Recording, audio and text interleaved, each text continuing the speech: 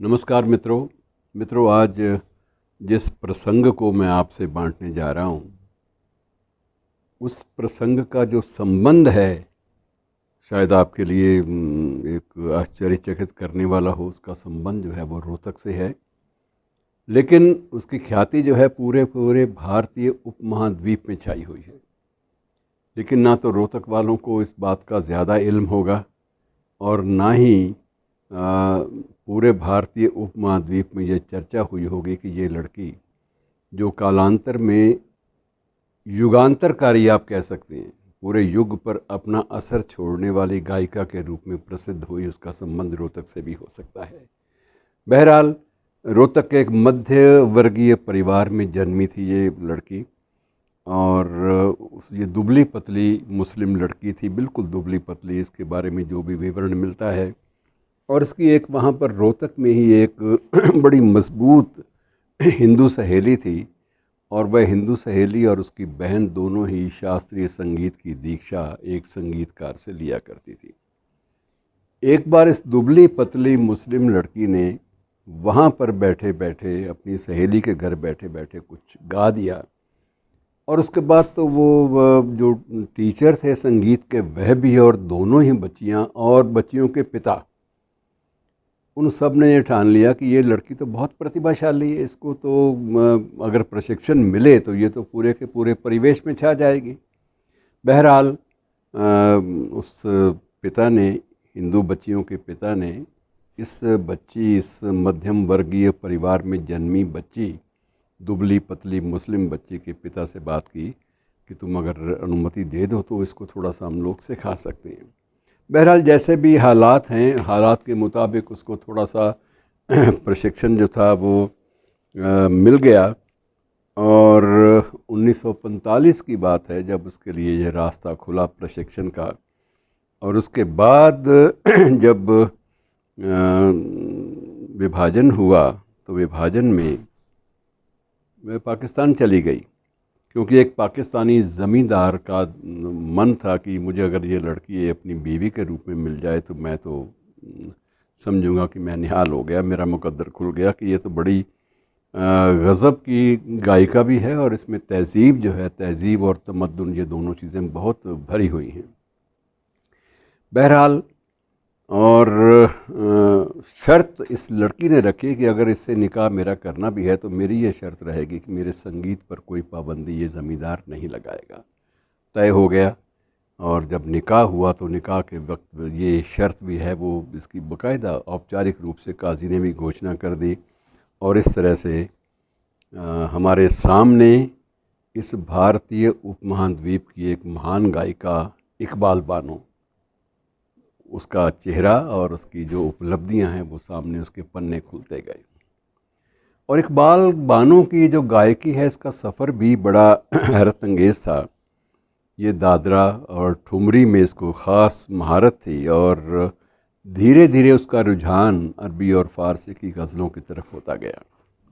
और भारत पाकिस्तान में सबसे बड़ी उन दिनों में जो बात तकलीफ़देह होती थी, वहाँ पर जब पाकिस्तान बना, उसका उसका गठन हुआ, तो उसके बाद वहाँ कई तरह की पाबंदियाँ जो है, संगीत के ख़िलाफ़, शायरी के ख़िलाफ़, और जितनी भी कला और संस्कृति से जुड़ी हुई चीज़ें, उनके ख़िलाफ़ एक अजीब सी मुहिम सत्ता के गलियारों में वो अपना आहट देने लगी, बसाने लगी। और उसके बाद एक ऐसा सिलसिला शुरू हुआ जिसमें कट्टरपंथियों ने वहाँ पर एक कोहराम की स्थिति मचा दी अदब वालों के लिए। और वो वक्त था जब फैज़ अहमद फैज़ को देश निकाला दे दिया गया था, उसको वहाँ से बिल्कुल जाने की हुक्म दे दिया गया था। कि वो जब ज़िया उल हक का शासन आया, तब ये था कि फैज़ के लिए तो दरबदर मुल्क से देश निकाला, निर्वासन। और उसके साथ साथ ही ये भी तय कर दिया गया कि ये ज़िया साहब के ही आदेश से कि मेरे मुल्क में औरतें क्या पहनेंगी और क्या उनका पहनावा होगा और क्या वो साड़ी पहन पाएंगी या नहीं। और ये भी एक बाकायदा विधिवत घोषणा हुई कि हमारी औरतों को, मुस्लिम औरतों को साड़ी पहनने की इजाज़त नहीं है। तो ये एक प्रकार से सारी चीज़ें तय हो गई। अब ऐसे माहौल में इकबाल बानो ने फैज़ को गाना शुरू किया। 1981 में पहली बार उसने फैज़ की एक नज़्म गाई, और फैज़ अहमद फैज़ उन दिनों बैरूत में रह रहे थे, क्योंकि यहाँ से तो दरबदर हो चुके थे, मुल्क से बाहर निकाले जा चुके थे, देश से निर्वासित हो चुके थे। और ये भी था कि निर्वासन के साथ साथ ही उनकी शायरी पर भी प्रतिबंध था कि उनकी शायरी ना कोई गाएगा, ना कोई पढ़ेगा, ना बेचेगा। इन चीज़ों पर भी पाबंदी जो है वो शुरू हो गई थी। और उसके बाद मित्रों होता ये था कि सारा मुल्क इस औरत की आवाज़ का दीवाना हो गया। गज़ब की एक करिश्माई आवाज़, जिसमें रियाज़, बहुत तीखा रियाज़ किया हुआ वो लगता था, कि एहसास मिलता था कि ये बहुत रियाज़ करके आई है। और उसका मुल्क जो है पूरा का पूरा, जो भी लोग अदब से, संस्कृति से, कला से जुड़े हुए थे, वो सब के सब इसके मुरीद हो गए। और इसका नाम जो है वो बहुत बड़ा एक प्रख्यात और स्थापित नाम बन गया। लेकिन उस वक्त ये था कि अब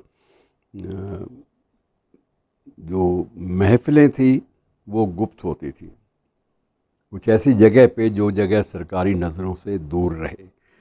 और प्रतिबंधित, पाबंदी शुदा कविताएं, गज़लें गाई जाती थी, पढ़ी जाती थी, ये भी एक उसमें तय होता था।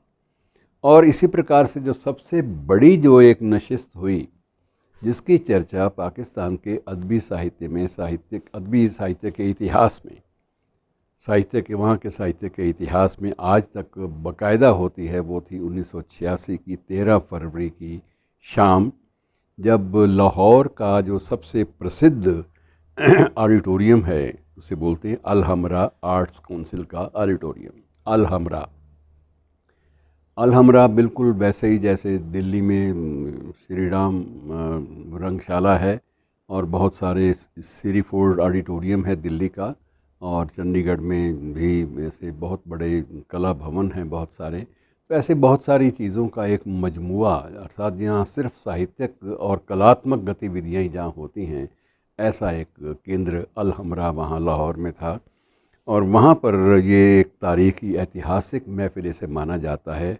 पूरा हाल भर गया था जब लोगों को पता चला कि आज कुछ इकबाल बानो गाने वाली है, क्योंकि लोग तरस गए थे उन दिनों में किसी भी नायाब आवाज़ के लिए और किसी अच्छी गज़ल के लिए। और सबको ये तो मालूम था कि वो फैज़ की दीवानी है, फैज़ की गज़लों की दीवानी है, नज़्मों की दीवानी है। और भीड़ धीरे धीरे इतनी ज़्यादा हो गई कि आयोजकों के लिए बड़ा मुश्किल हो गया। उन्होंने आखिर ये फ़ैसला किया कि दरवाज़े खोल दो यार, अब लोग बाहर खड़े रहेंगे तो हो हल्ला होगा, और बाहर खड़े होने से बेहतर है कि अंदर ही आ जाएं और नीचे बैठ जाएं जहाँ जहाँ जगह मिलती है।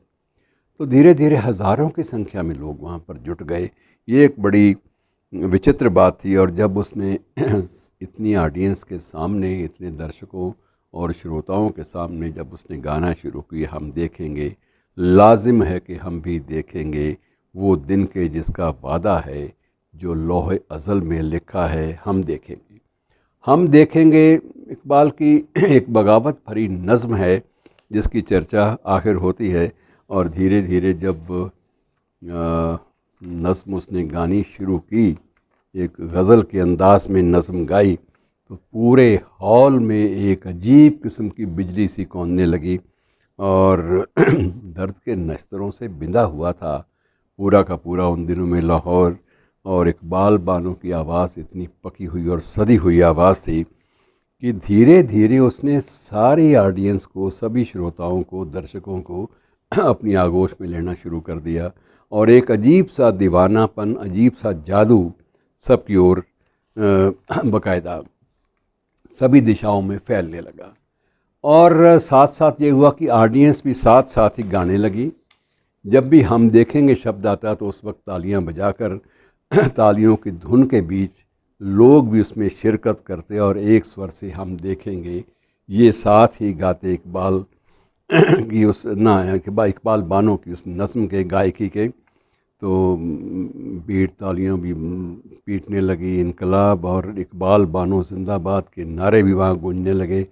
और हालत यहाँ तक पहुँच गई कि जो चश्मदीद गवाह हैं वो बताते हैं कि पहली बार उस दिन ऑडियंस के एक बड़े तबके को, श्रोताओं के और दर्शकों के एक बड़े तबके को रोता हुआ देखा गया। उनको लगा कि पहली बार हमारी तर्जुमानी हो रही है, पहली बार हमारे भावों, हमारी संवेदनाओं को कोई व्यक्त कर रहा है और इस ढंग से व्यक्त कर रहा है जिस ढंग से हम चाहते हैं। और उसके बाद जो कुछ हुआ मित्रों, बहुत बुरा हाल हुआ।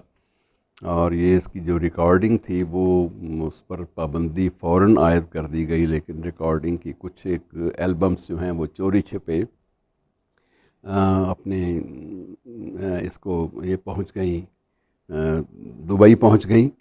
और इतने में आप ये अंदाज़ा लगा लीजिए कि आपको एक बात बड़ी अच्छी लगेगी कि उस दिन इकबाल बानो क्या पहन कर गई थी, वो काले रंग की भारतीय साड़ी पहन कर गई थी, क्योंकि वो वाकई एक संवेदनाओं का जो एक सोग है, संवेदनाओं के मरने का, वो बयान कर रही थी।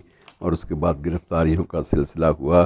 सारे आर्ट्स काउंसिल के अल-हमरा के जो आयोजक थे उन्हें भी गिरफ़्तार कर लिया गया और इस पर भी पाबंदियाँ लगा दी गई और इसे भी एक स्थान पर अलग से ले जाया गया और इसकी मुलाकातों पर, इसकी प्रेस इंटरव्यूज़ पर भी पाबंदी लगा दी गई। तो मित्रों, ये एक ऐतिहासिक इसलिए है कि पहली बार जुगलबंदी में एक गायिका और एक शायर, दोनों की जुगलबंदी ने एक नया जो कोहराम था एक पूरे के पूरे माहौल में फैला दिया था। शुक्रिया।